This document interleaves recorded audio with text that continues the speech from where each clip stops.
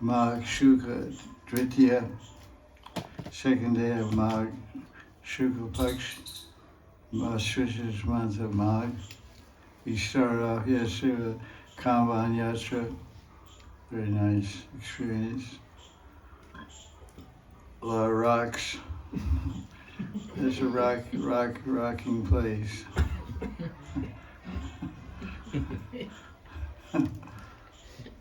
I was trying to imagine how a lady climbs a mountain in a sari. One of our members, a couple of them were wearing saris. They were climbing up the mountains. But I was wearing a sari. I mean, a lungi is like a sari, but you know, so it's not too easy. So, Jaya Jaya Sri Radhe. So let's begin. So who has questions? Anyone from the August Assembly has a question?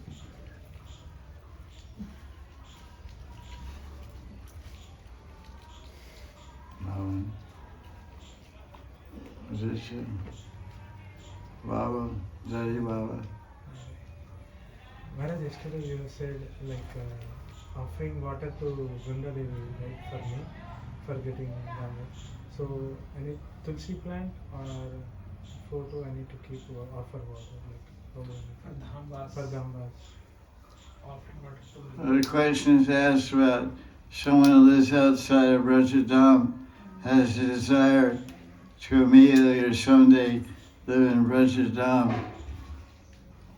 and do bhajan and pass their life serving Radha and Krishna. Do you have any recommendations to expedite that fulfillment of that sankalpa? So it suggested that Tulsi would be worshipped and respected and offered drops of water every day, and also to worship, fast on Monday and worship a picture of Shiva and fast with the sankalpa prayer to Gopal Maharaj, please bless me with Brajavas. So the question is asked, what is the question? No, I was a confusion whether I need to keep the picture of Vrinda Devi and offer a glass or... Well, you should have Vrinda Devi, Prakat Vrinda Devi, manifest Vrinda Devi. She grows everywhere in the world. Yeah. She grows in Alaska. She grows in the North Pole. She grows in freezing cold place, grows in Siberia, 40 degrees below zero. They have greenhouses with special grow lights and keep maintaining a steady temperature, like 30 degrees. And then she grows nicely, very luxuriantly. So it's there's a will, there's a way. And you know, you make arrangements to get a Tulsi plant. I mean, you're in India and this is India. There's two things that are everywhere available. Objects to worship Shiva and objects to worship Krishna. Everywhere marijuana is growing.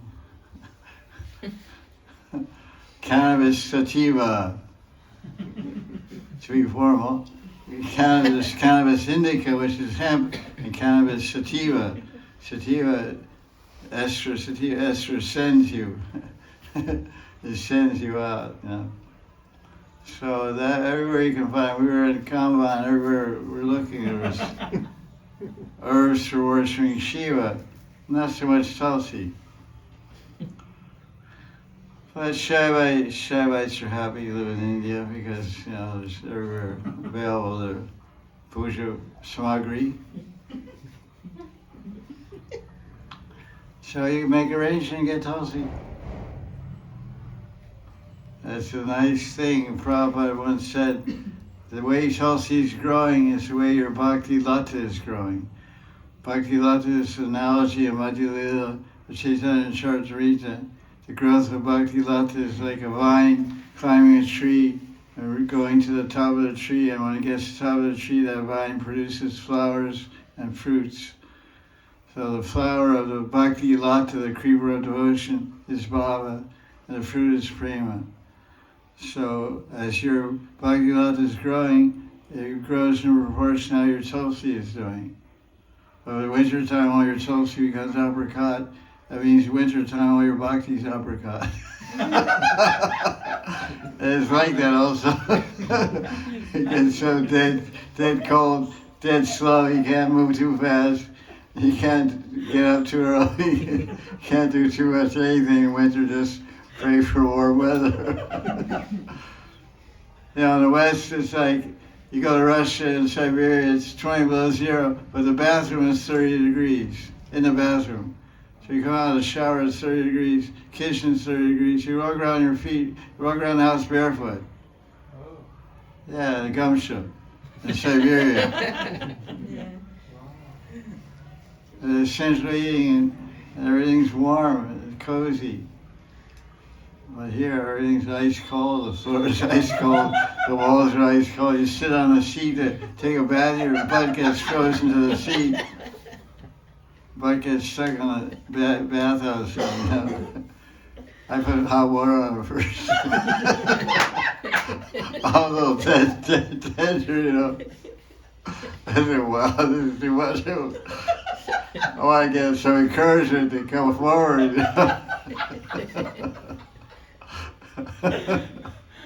Otherwise, just go back to, see, back to the womb, safe and warm. Okay, so that's the thing. Get Tulsi, grow Tulsi, and she grows nicely. It means your bhakti is growing nicely. Great way to measure. Hard, clear, hard facts. That's why a lot of people don't keep Tulsi.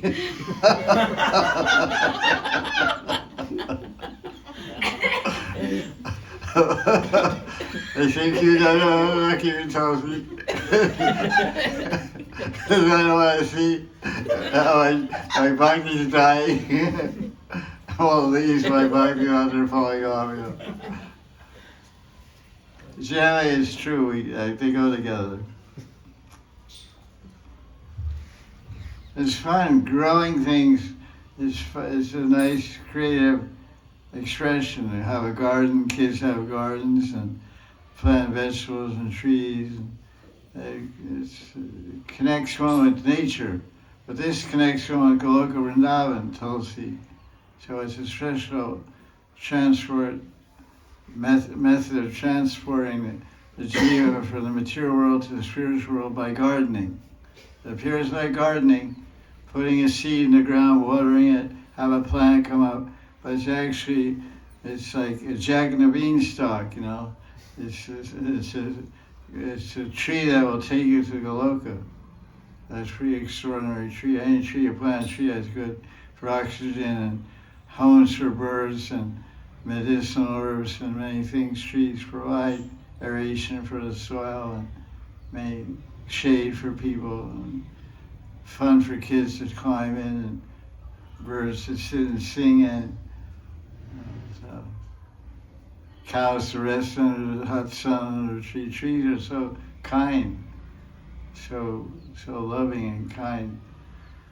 So, but you plant Tulsi, you're planting your own roots in the spiritual world. What's already going on? What's up or not? What's going on?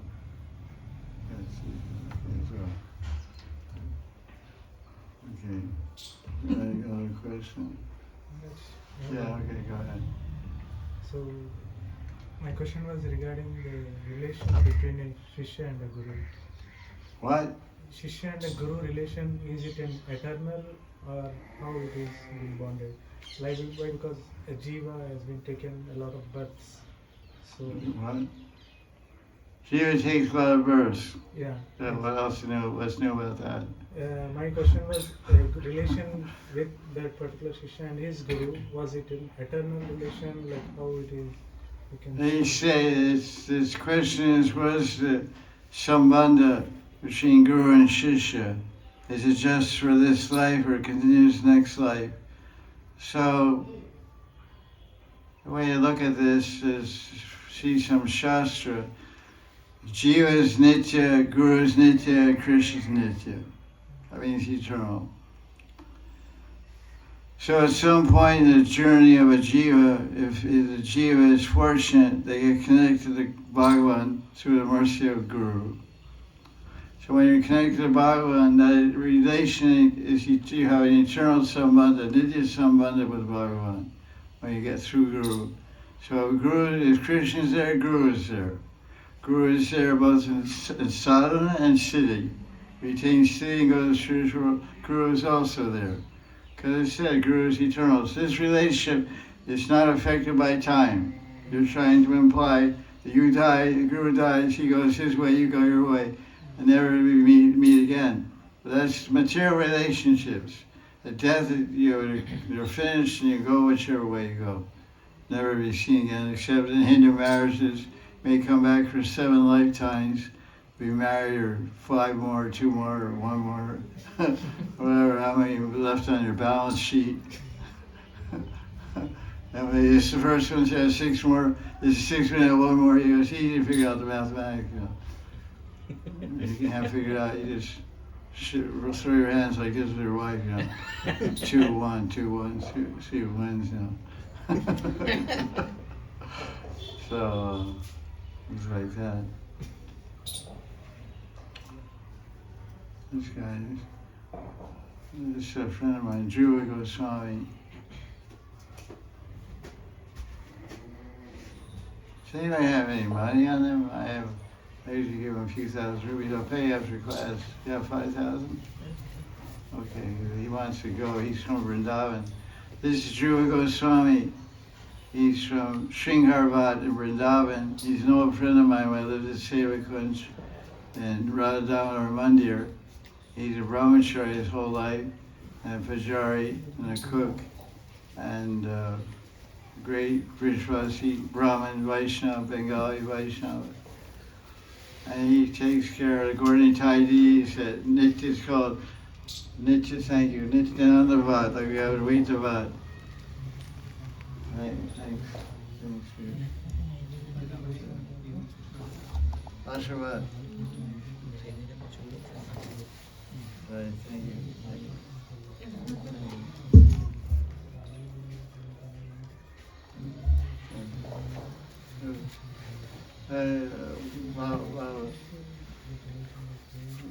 Thank you. He just wanted to start in the back. So he's great Vaishnava. It's called Vamsh Guru. He comes in the family of Nityananda. So he's to be respected on the same level as Nityananda. This is the idea. This is a Tathagata philosophy. It was not an ordinary jiva. So the relation with Guru is eternal, and the Guru will take a new form, the disciple will take a new form, but they'll come together again next life. And there'll be some kind of recognition also.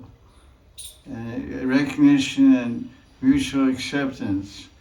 I've had many people come to me over the years since I was official guru in ISKCON since 1987, and many people came to us over the years asking for initiation.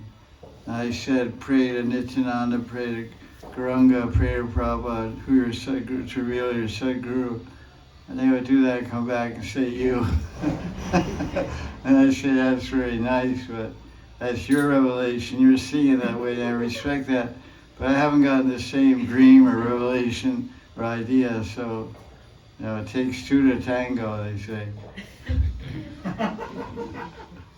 So you have to, let me give me some space. Because ultimately it's on me, not you. I have to accept you, you don't have to accept me. You're approaching me, so. So many people came, many people went. And some came and got accepted and also went. There's many options open here. Approach and get no, approach and stay and go. So it's not in anyone's hand. It's not in the Guru's hand, who comes and who goes. It's not in the disciple's hand, who comes and who goes. Krishna's moving a piece of straw together. Guru is one piece of straw, the disciple is another piece of straw, and they're both floating on the waves of samsara sagar. They're both floating, they'll come together and one straw, take the other straw to the other side of the ocean. The straw is carrying the one straw to the other side of the ocean is Guru. One straw hits a wave, boom, and it breaks off of the Guru. Oh, it goes, boom, it just sinks down. What the Guru can do? The Guru keeps floating onward. So, the relationship is eternal. There's a bhajan called Sri Guru Vandanam by Narottam Das Thakur Maharaj. He says, what did he say? Guru Mukha Padma Vakya Chite Te Kuriyakya.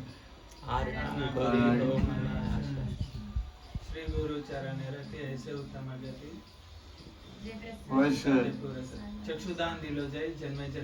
Yeah, that's it. Third verse.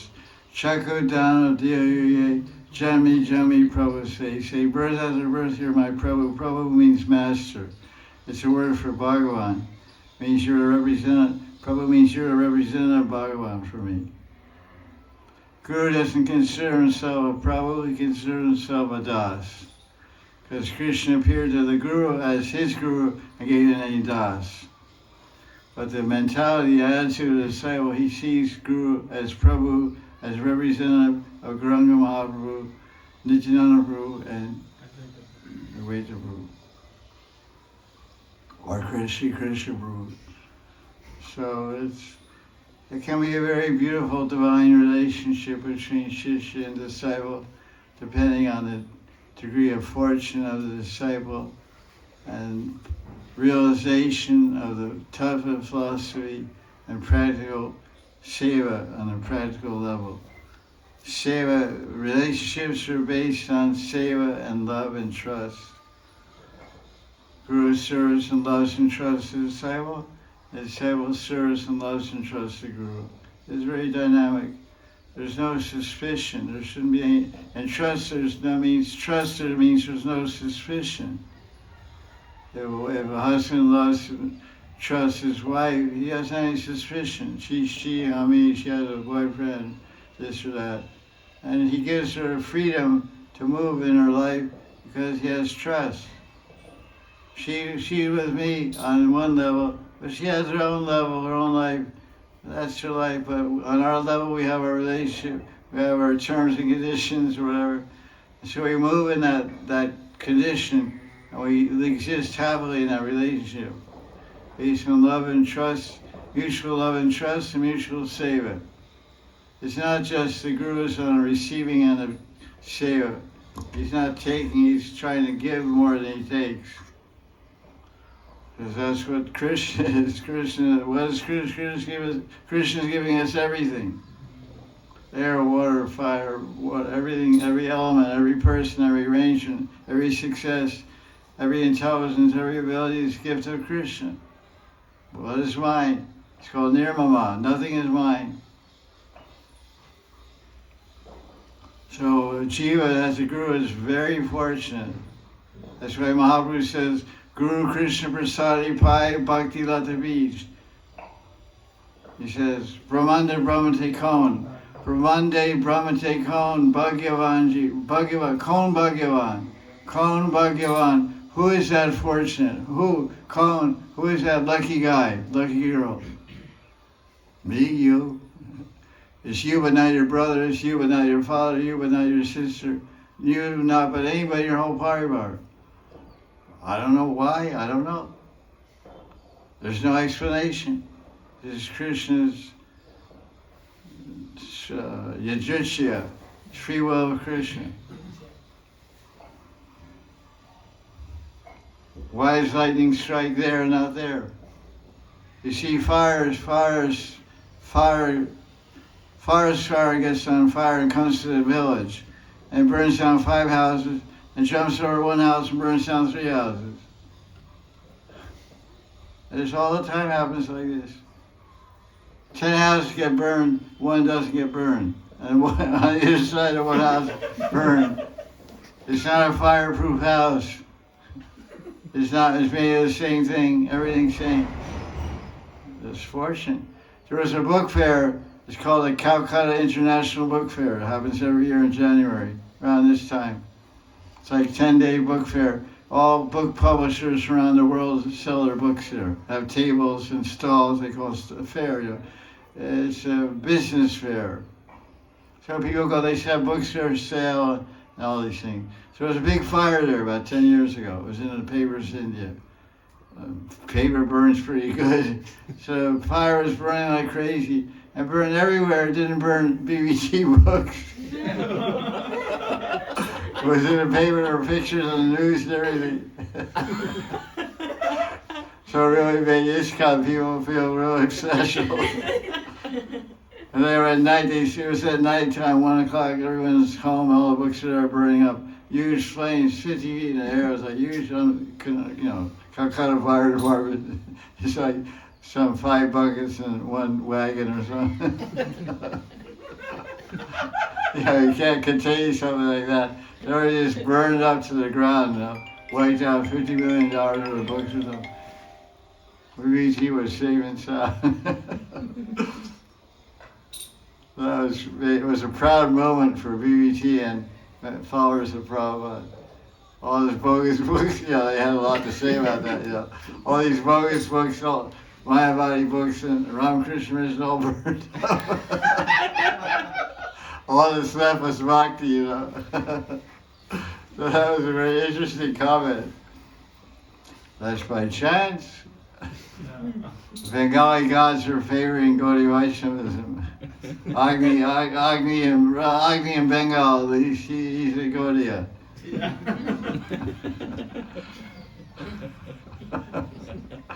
Why would Agni, they both took initiation Gaudiya Sampradaya. They didn't burn it, the Gaudiya books. Okay, Raj.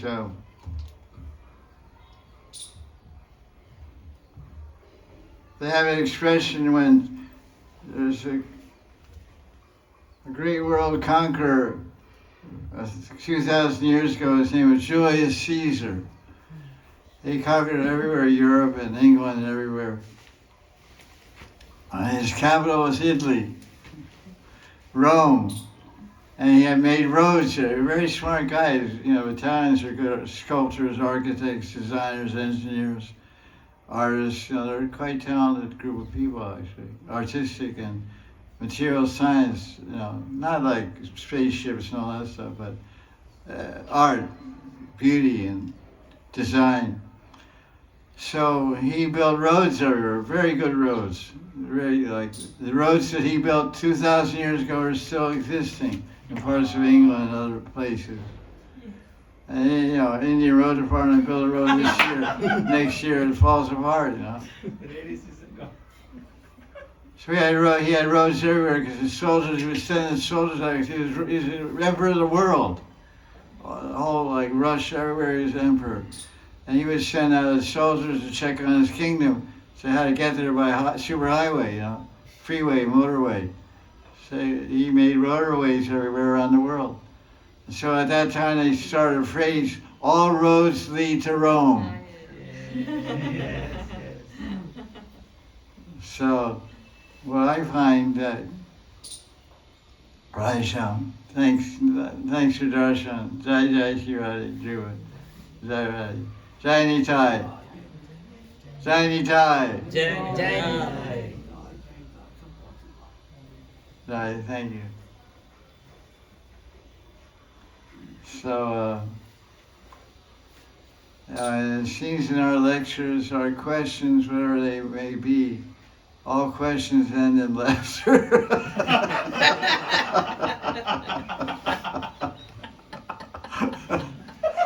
I don't know how it is, but let's try to be more sober than trying. I'm not happening too fast. Questions? No. Gurudev, just like continuation of his question. I think what about the prior part? This life, disciple is initiated, and then next life, we understand that. But what about that moment before his or her diksha in their whole life, millions of lifetimes? is there still a relation with their guru? Like, how does No, the relationship starts with surrender, Guru Padashraya. It's not a prior life you was like, you were dating but you didn't get serious.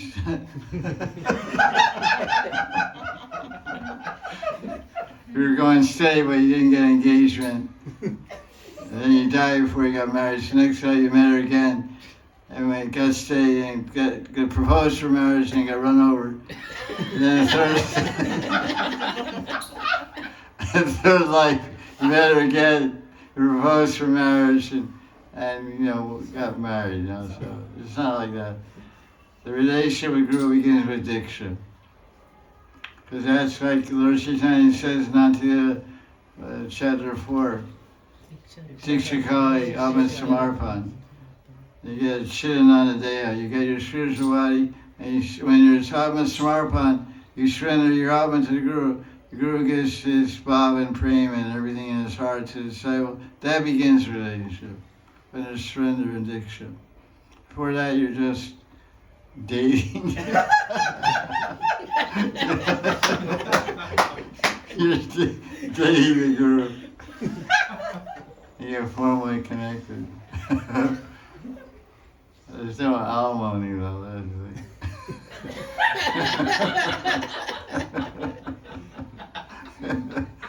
so runs away, you can't sue for Guru for alimony.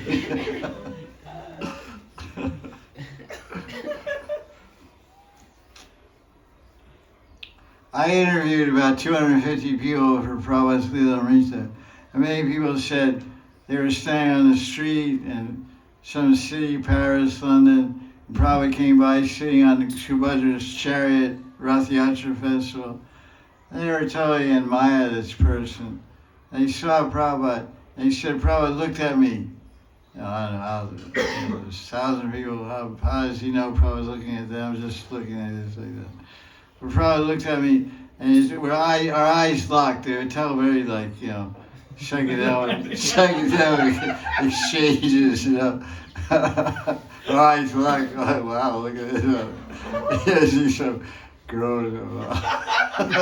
His eyes locked with Prabhupada. And at that moment, I just accepted, he's my guru. I didn't really know much. I didn't know anything about Hare Krishna. I thought they were weird and crazy.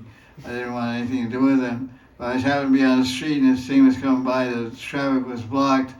Police were blocking the traffic because the car was going by. So I waited standing on the side of the road. I saw Prabhupada and I saw him and I knew he was my guru. And finally, a short time later, I met him. I got Diksha and this and that. So many people talk about it, because I asked them one question, how do you meet Prabhupada, where do you meet Prabhupada? And many people told like this type of thing. So that means maybe last night they're connected. Can't say, it's hard to prove, get solid proof. But there's some kind of intuitive feeling in the heart of someone when you meet someone. Maybe it's just stars. But the stars are compatible, so you feel attracted. But why are the stars compatible? Because stars are compatible in last life, so you continue with the same compatible stars in this life. They say a marriage made in heaven. I mean, it's made in your last life. It's a samskara. It's a samskara from last life. This one, and this man, this woman are destined to be married. And someday maybe they find out about it and it becomes a successful marriage. So Diksha is something like a marriage also, at one level. Not like a man and woman thing, but the meeting and feeling familiar and feeling a relationship already, some latent relationship, and then there's a courting period, a new Bhakti program, and dating. Meeting association. I mean, guy associated with a girl, what they do, they go on dates and they do their thing, whatever.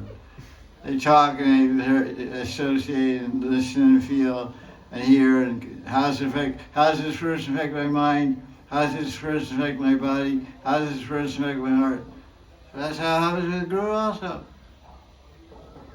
I met many gurus. I was looking for a guru for some time in India. I thought of different ones that I knew already since 20 years or 30 years I was in India, 20, whatever, 28 years I was in India. In Vrindavan, I met many gurus, sannyasis from Gaudiya Vaisnava and Babaji's. I knew them, I was associated with them, ask them questions, hear their katha, and read their books and everything, this, that. But then when I thought about, well, who should I take diksha from? And then a lot of them were already gone. They already died by that time. They're old people when I met them. And then I thought, this one, I said, he's nice, he's very intelligent, but I don't feel hardly connected there. Mind and brain were like, okay, that's good, but heart is also important. So then I said, well, this one. So I approached that way, say, get lost. So that was a little hard to take, you know. I didn't expect him to be so near joy. So it means not merciful. So I prayed Radharani and he became merciful. So it's like that.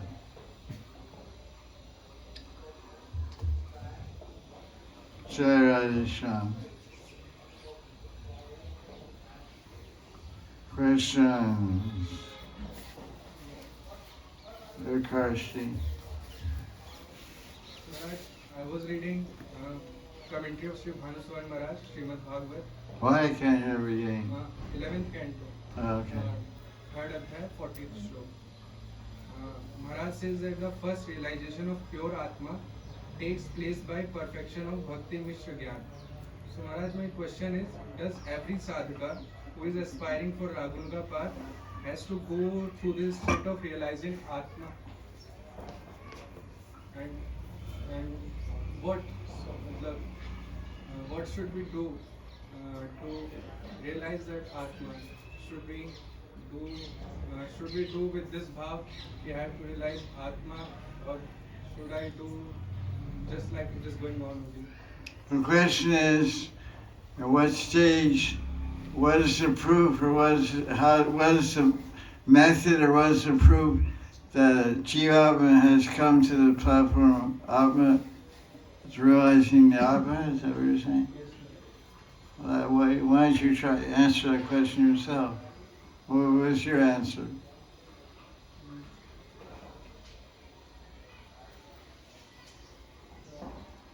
Your turn.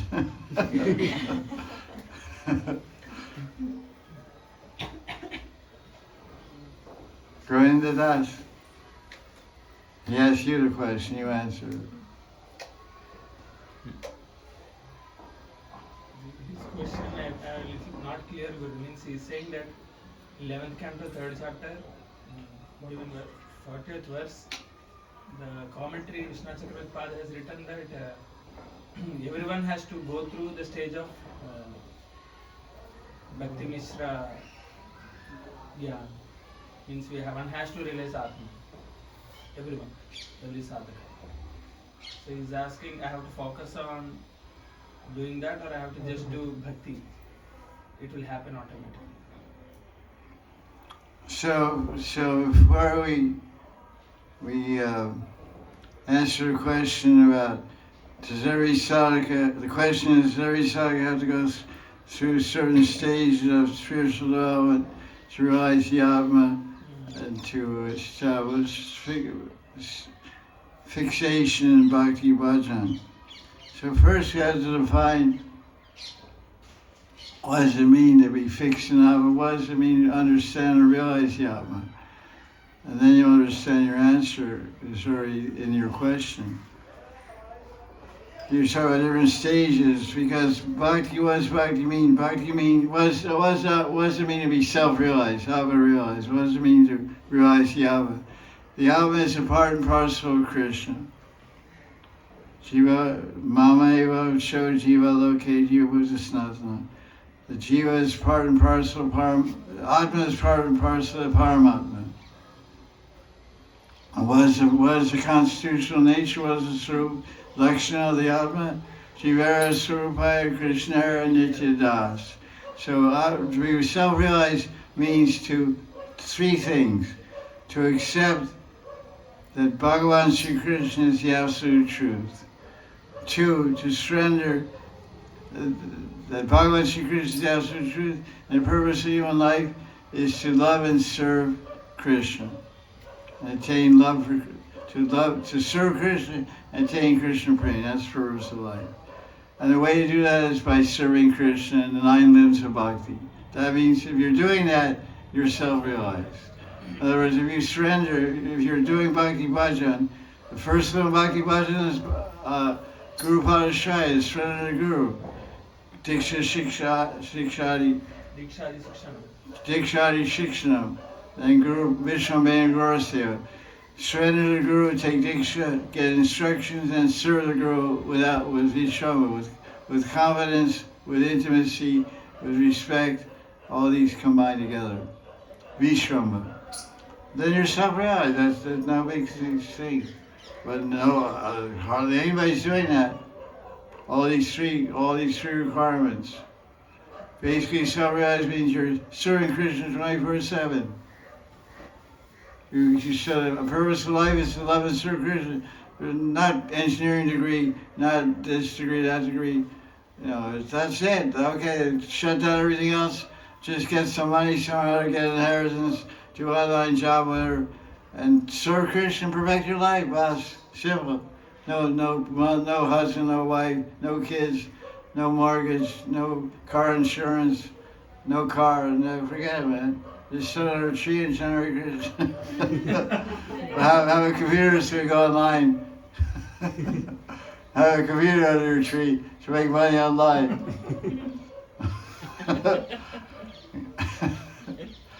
And everything's digital, so you don't have to have a bank account. Everything's on your computer, so you just buy and sell on your computer. Amazon will deliver to your tree.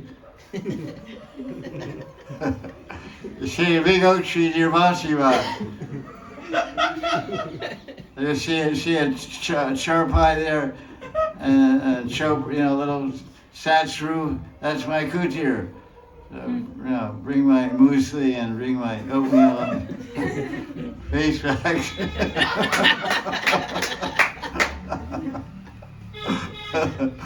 Bring my new lungi and my new water pot and my new wooden shoes, Fancy wooden shoes from South India. I'm tired of these cheap shoes from UP,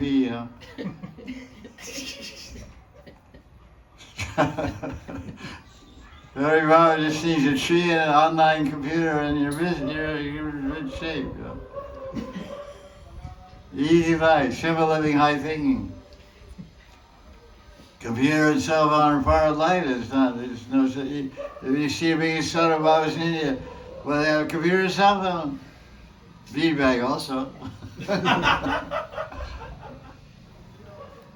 These are accessories, they're not options, they're built-in accessories. Bead bag, wooden shoe, water pot, computer, cell phone. The charpai and thatch roof. That's the whole deal,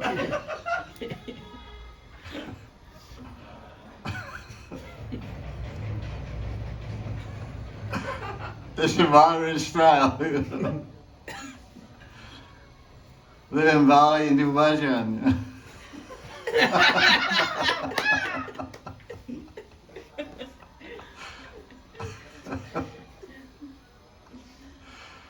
But some people prefer to rough it out, and live in UP and winters. And the springtime is 5 degrees at night. That's spring. Vasant Ras. My God, I have to wear 5 wool blankets to take have Rasa dance with wool stockings and wool dresses and Toby's, gloves like austere. It's incredibly cold. It's like unseasonal weather. All the wind's coming from the eyes. It's not stopping. So the road going up. It's enough. Enough is enough. We respect enough, you know. So that.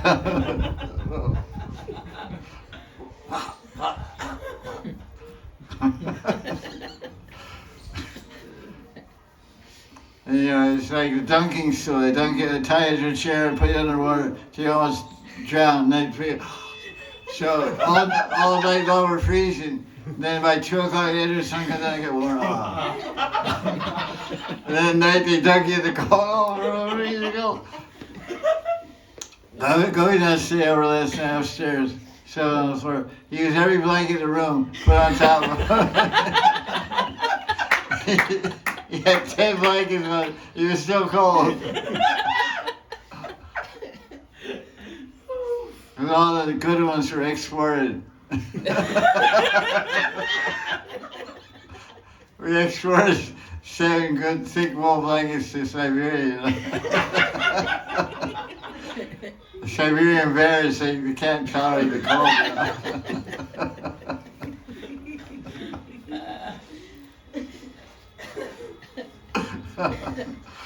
See how his sheathing is one wool thread and 5 cotton threads. That's the 250 rupee sadhu blanket. You can give blankets, you want to give wool blankets to sadhus. Like she gets to widow's ashram, like, you know, things she's wearing. There's one wool thread, and there's 50 cotton threads. That's why she's 100 rupees is wool. It's woven together. There's one wool thread and 150 cotton threads. That's why when it's sheep, I saw 150, it's pure wool. No, it's not pure. It's pure wool, one wool thread and 150 cotton. At first I was amazed at how about the whole wool blanket? You know, 30 years ago I first came to India, I said, wow, that's a good deal. And I said, so he says, it's not like that, you know.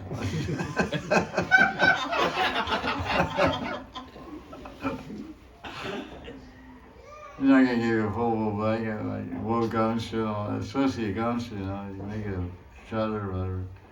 Dhoti, you make a dhoti. I was sure knows a dhoti someday, you know. So when you start buying cashmere. Upgradable.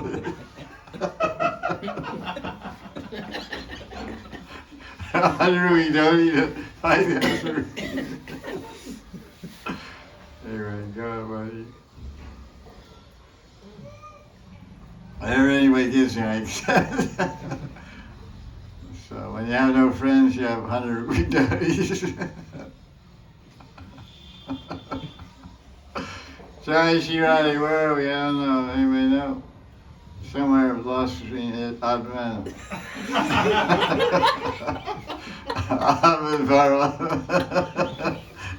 So we're in a vast intermediate zone with Yahweh and Paramatma. Question. So you have to find a guru and surrender and do seva, then you get all good things. Jai Radhe Shyam.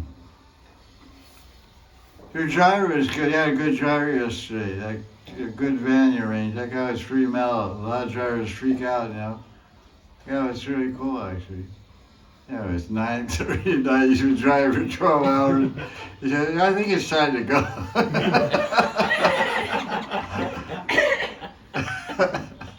You know, one more place, come on. I have a wife and kids, you know. Let me go. He's a really nice guy, actually.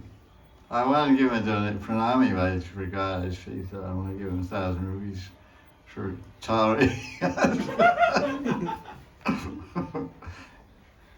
You know, punitive damages. Psychological torture fees.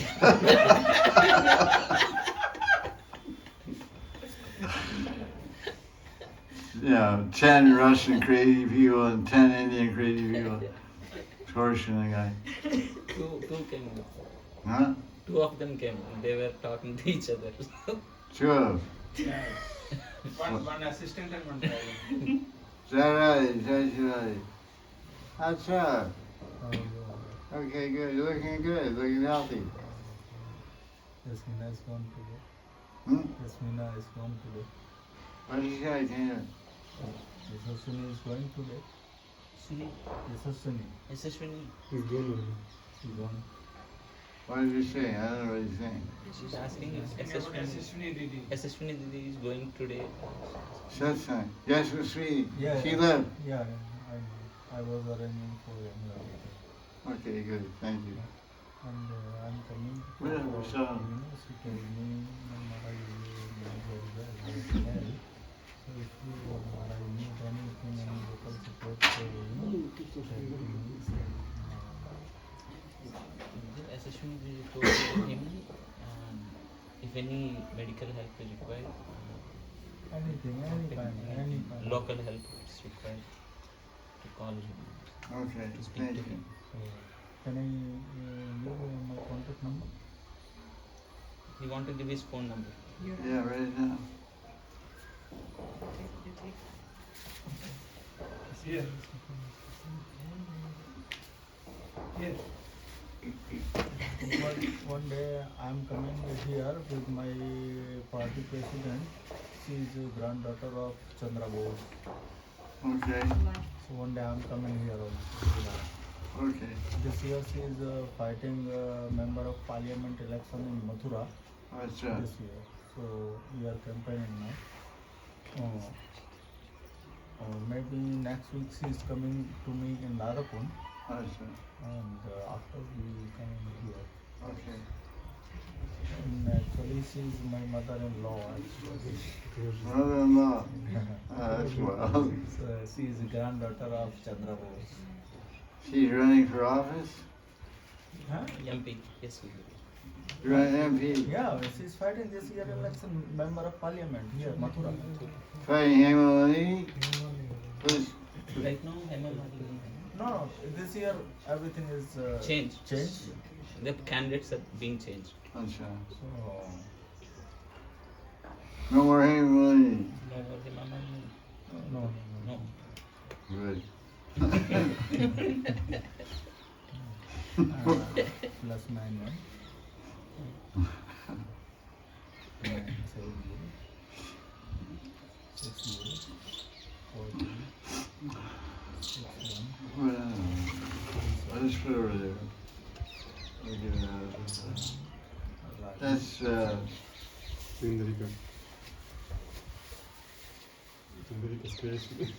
yeah, we called her up as a reminder.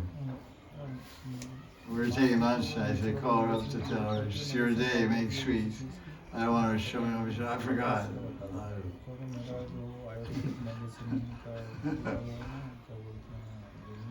Any questions? Yeah, of course she. Thank you, sir. Thank you very much. All right. Of course. But if bhakti is not dependent on anything, then why do it demand cleanliness, truthfulness, brahmacharya? What do you say? Bhakti doesn't depend on anything. What does that mean? What's the question? I didn't hear the question. Why brahmacharya, cleanliness, these all things are required? In bhakti, it doesn't depend on anything. Why, what? Why cleanliness, brahmacharya, why these things are required? Says Bhakti doesn't depend on anything. Why is brahmacharya and cleanliness required?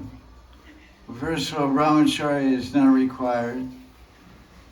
And the idea is, when it says that bhakti doesn't depend on anything, it depends on the cause. It's describing the cause of bhakti.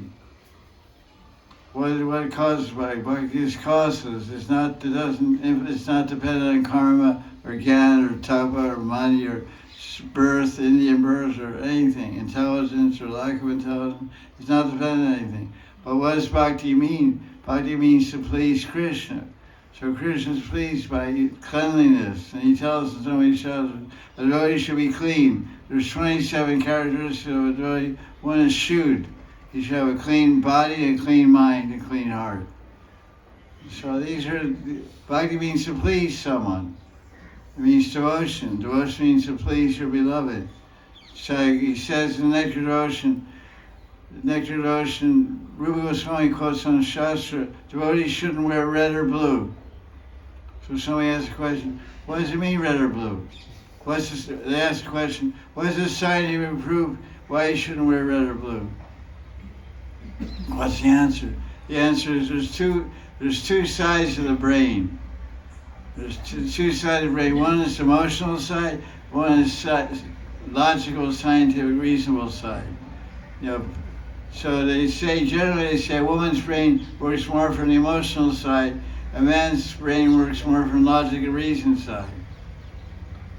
That's generally how they say. But every jiva has two sides of the brain, and they both, whether it's male or female, they work that way. So every answer, every question is not scientific and not logical. So, because the person asks, what's the scientific question, what's the scientific reason behind why devotees should wear red and blue? There isn't any. There's no scientific reason, but there's an emotional reason. Because bhakti means it's emotion of pleasing your beloved. So you say your beloved, what do you think about red cloth and blue cloth? I don't like it. I don't like red or blue. So Krishna doesn't like devotees wear red and blue, so we want to please Krishna, because bhakti means pleasing actions for Krishna's happiness. So to please Krishna, okay, you don't like it, okay, I don't wear it.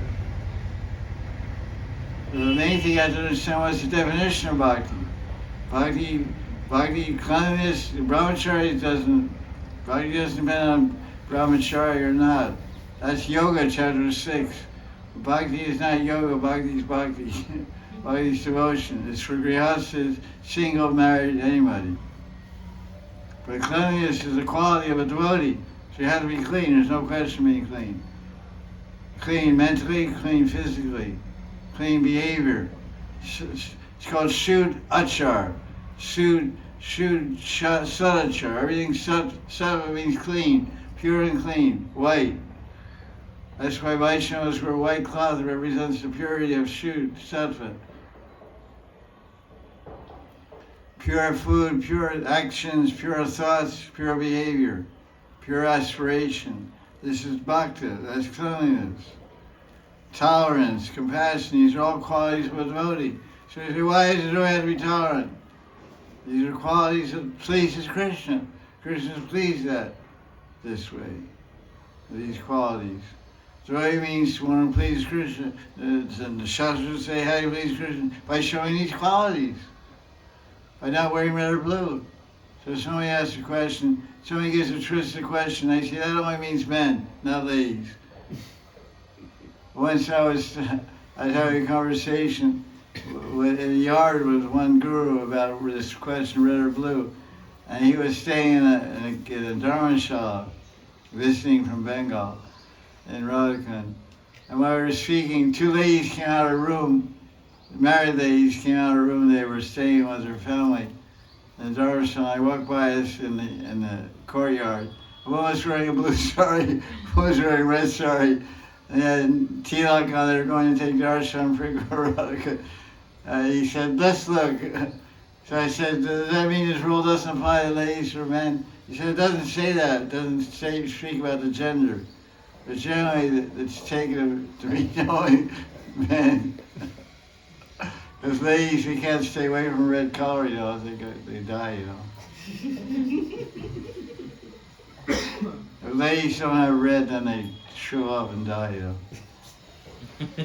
And blue, that's when they get old, they get in the blue mood, you know. Blue mode and blue mode.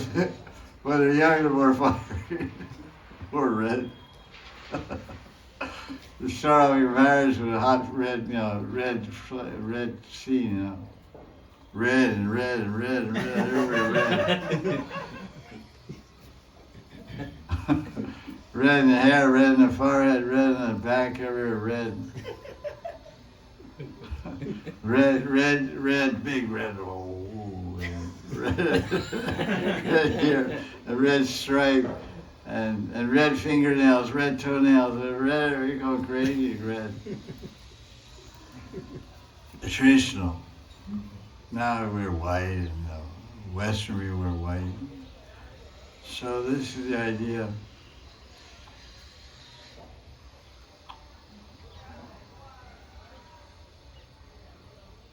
What's the question? That was the question. What was the question? I lost track. Bhakti is independent. Yeah. And right likeness. Bhakti is starting is independent. It just happens. Just get the mercy and start being interested in Krishna. Krishna gives you mercy, you become attracted. And Krishna makes arrangements for meet devotees to learn about Bhakti and start practicing Bhakti. It's not your cause. You're not the cause. You're not the doer. It's a phenomenon, actually. How you began Bhakti, I don't know. It just happens. People are going one direction according to their karma. They're in education, or third year in college, they're studying, all of a sudden they just drop everything, become a devotee. Never look at books again. How did that happen? People don't understand. What happened to this guy? So some special mercy, like a lightning bolt comes down and hits a tree. He had a career in fashion business and he dropped out and became Hari Krishna. People don't understand. You got brainwashed, or, it's not brainwashed. It's some special lightning bolt of mercy came out of the sky. You got chosen to get liberated. Got chosen to become happy. Leave a life of struggle and pain and misery, and lead a life of joy and fulfillment and peace. This is the reality. It's a great fortune. Saubhagya. Question.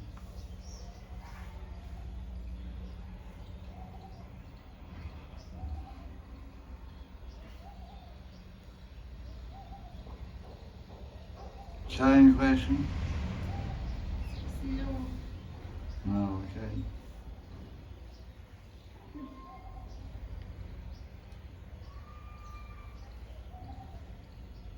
Hey, what was that? That's where 15. Any questions? Oh, there is 1 second. Yes, there is some question. There is one. Kishore. Who? Kishore. Radha Radhe, dear Gurudev, Dandavat Pranam.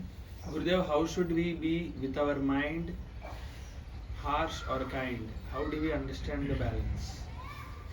Mind? Yeah, how should be with, means harsh with our mind and kind with our mind?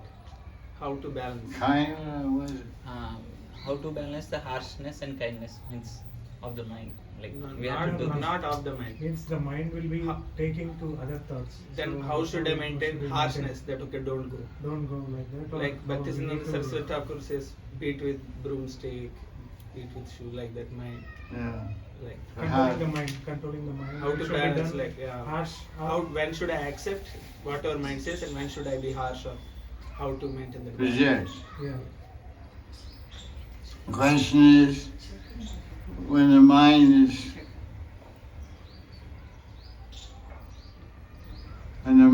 is thinking or suggesting different things, when do we accept those things and submit to those things, and when do we reject those things and not follow those suggestions? Well, it's simple. Anukuya Krishna Shilanam Bhakti Uttama. Uttama Bhakti means accept everything that's favorable for the pleasure and service of Krishna, reject everything that's unfavorable. So, it's simple. If what your mind is suggesting is favorable to pleasing and serving Krishna, then it's good you accept it and follow it and do it. If the mind is suggesting nonsense or non-devotional behavior or ideas, you reject that. And you beat those, you kick those out, you burn those up, reject them, throw them out. Don't contemplate them, don't hold on to them. Let them go, kick them out of your house. Like somebody's in your house making noise and making disturbance, and you kick the guy out of the house.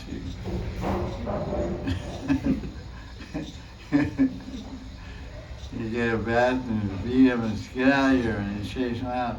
So bad thoughts or material desires or anti-Krishna ideas or suggestions your mind produces, you just beat them up. Throw them out. That's the example of Lord Brahma in the second count of Bhagavatam. He had bad thoughts. He wanted to enjoy his daughter. That's not proper. Fathers don't do that. So he said it then to explain with his superior intelligence, he controlled his mind by rejecting that mentality, the abhiman that he wrongly thought that I should or I can or I will enjoy intimately with my own daughter. And he got his sense of morality and sense of justice and righteousness asserted itself, and then he rejected that. He said, throw out that mentality, throw it out. So your mind goes this way, that way, you throw out those mentalities. This is not me, I'm Madan, I'm servant of Krishna. This is some ghost of material desires. That's the analogy Chaitanya Mahaprabhu uses. Look out for Bhukti Mukti. B-H-U-K. He has a verse in Chaitanya Charitamrita, Bhukti Mukti Pishachi. You know that verse?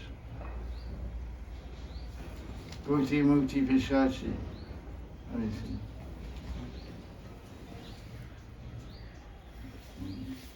B. He's not there. Let me see.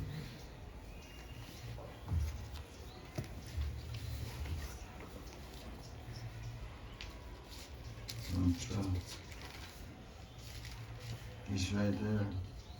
He's right.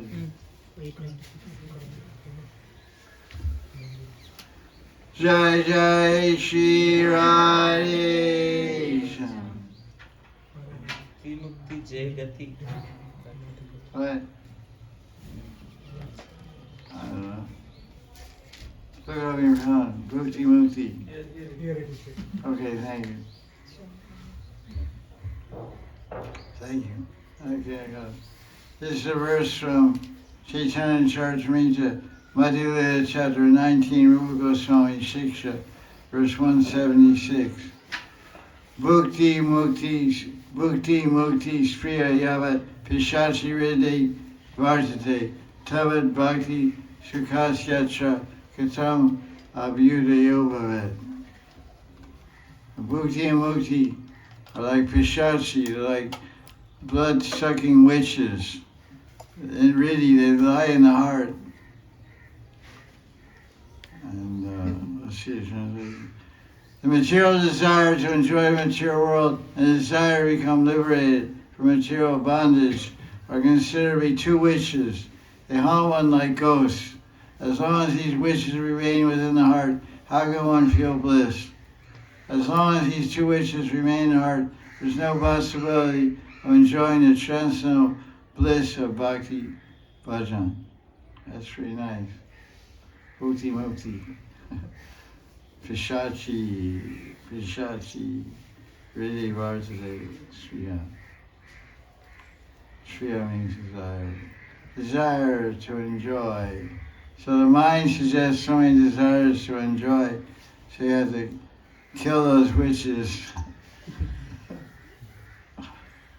Don't get control by the witch with desire. Pishachi, Shriya Pishachi, witch of desire. When the mind suggests nonsense, that's the time to out-talk your mind. Your mind is talking to you. Be a Maya. Enjoy. And you say, no, Hare Krishna, Hare Krishna, Krishna Krishna, Hare Rama, Hare Rama, Hey Bhagavan, Hey Krishna, Govinda Damodara Madhaviti, Kripakaro, Gorbachev, save me, give me mercy. That is okay. Then the wind stops blowing, the rain stops pouring, and you get dry and warm again. There's only a fleeting desire, comes and goes like summer rain showers in Vrindavan. Rain comes for 5 minutes and goes away. And Radha Kunda cloud, it rains for 5 minutes, ground doesn't get wet enough to, 5 minutes later the ground's dry. That's how it rains in Vrindavan. It's like 5 minutes. That's a fact. Yes. Dirt hardly gets wet. Few drops on the dirt and drop. Doesn't get all muddy, no mud. So these desires are like that, It's rain on your head for a minute, then you just reject them and chant Hare Krishna, and it's gone. As they come out of nowhere, they go back to nowhere. It's like they come out. Like some snake come out whole. Get him down. Knock him down. Just reject it. Don't pay attention. Hey, shut up. Mind, shut up. I'm not listening to you. You're not the boss. Guru's the boss. Krishna's the boss. Which the way?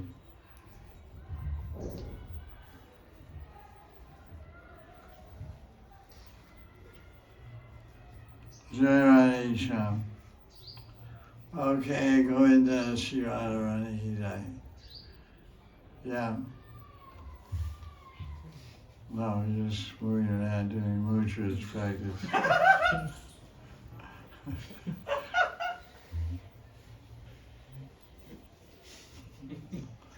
Practicing Rasya.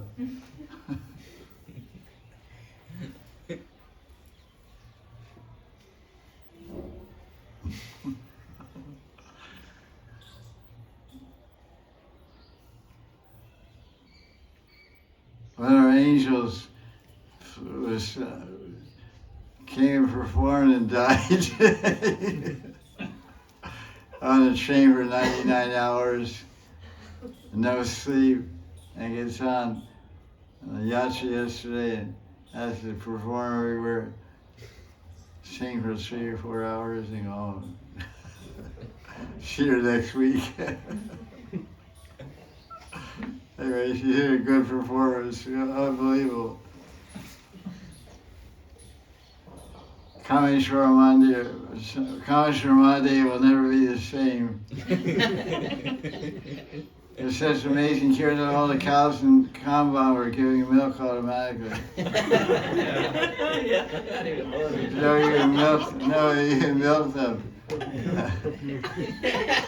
The milk just came out, so they collected a bunch of buckets and said, how is this happening? Let's go over this to Lord Shiva. And they gave over the milk to Lord Shiva, and they realized that the cause of his rain of milk was his kirtan. Look at that verse in this book, Anad Bhavati Parjanya. Anad Bhavati Parjanya.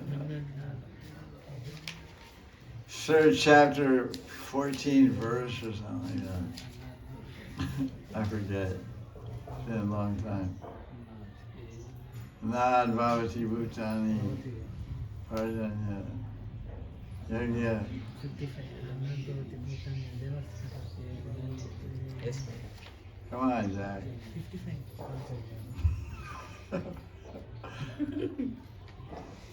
You got it? Yes. Good. Good.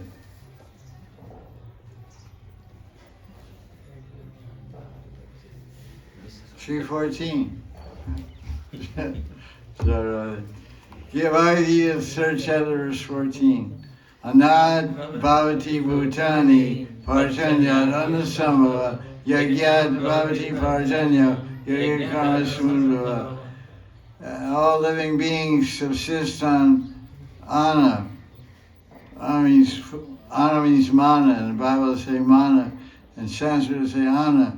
Anna means grains, rye, wheat, buckwheat, which are produced from rain, parjanya. Rains are produced from yajna. And yajna is born prescribed duty, karma samudbhava. So we did the yajna, Harinam Sankar, Kali Yuga, Yajna Dharma, Kali Yuga Dharma, Nam Yajna, in Kameshwara Mandir. And the rain came as milk. The rain milk. We finished the 45-minute kirtan, rocking the place out. And I was thinking it was so loud. I was thinking, these guys are tolerating this? Like only in India. You go in some Catholic church with an amplifier like that, they'll have you arrested in 5 minutes. 200-watt amplifier blowing the place out. The whole neighborhood come over to see what all the noise. It was late at night, so the only guys up were the guys, old ladies were cooking dinner or sleeping or whatever. You know, that's really wild. It's like the crescendo of the evening, you know, like. And they had dancing angels and archangels of Italy and stuff. Question? Any questions? Early session today.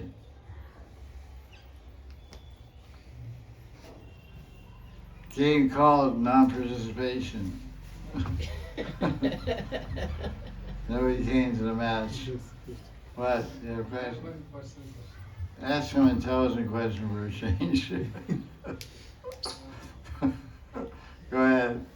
Maharaj, sadhus tell about we should not do any seva aparadh, otherwise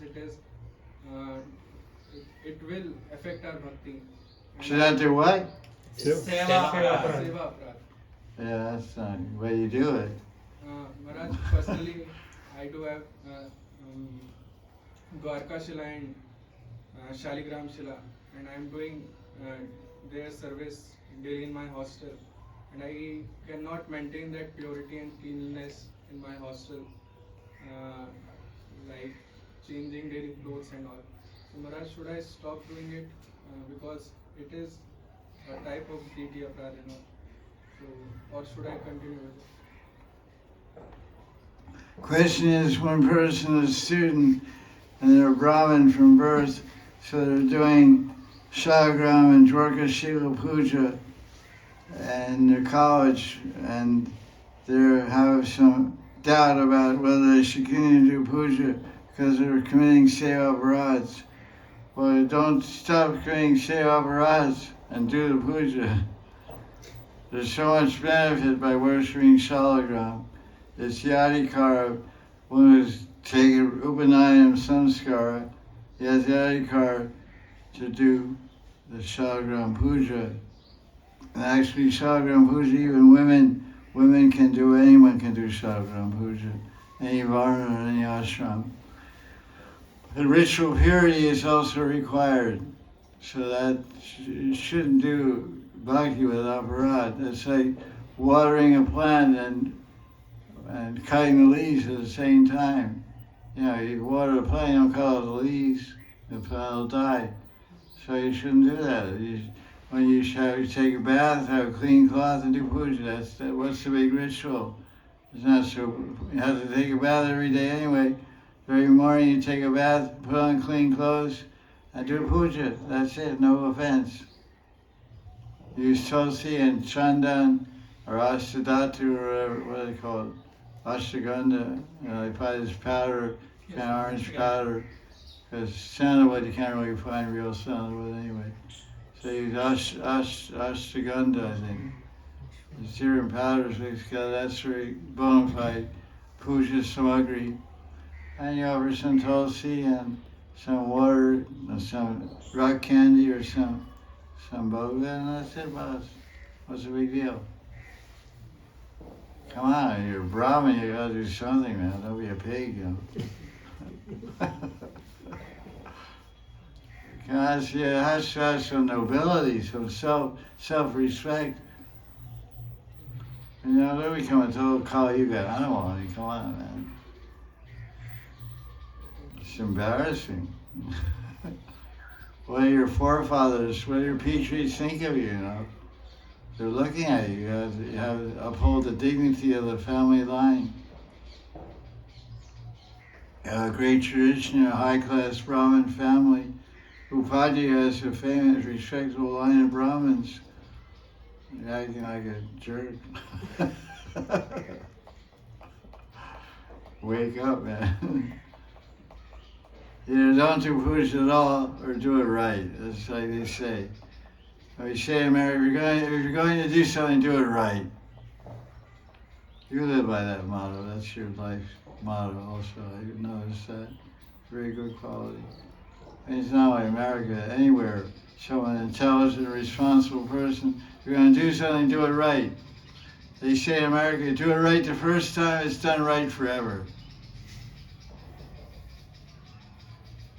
Interesting thought. Do it right the first time. You set up a system and you do it right, then it runs forever, you know, it's a system. So live your life by successful systems, then your whole life goes successful. Do it right. Like, you know, it runs forever. Like you get an education, you get a qualification, you make money the rest of your life on that. By doing right education and getting right qualification, and you balance it, which is 5, 6 years, 7 years of your life. You spend 50 years running on that 7 years. 7 years to do it right and get some qualification. Spend the rest of your life living off that 7 years. You're going to do that. Till a certain time, then you get inheritance and investment and all that. Bitcoin, all your dealing, wheeling, dealing, make ends meet and carry on, you know. Everyone has to survive.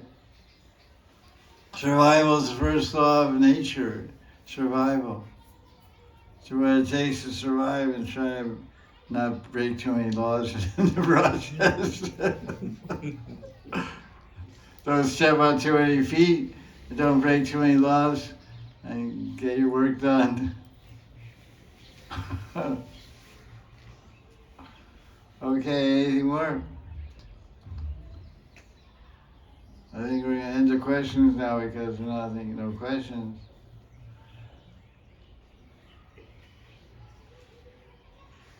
Any questions, Russian questions, Italian questions, Yes, Moldovan questions? Yes, yes.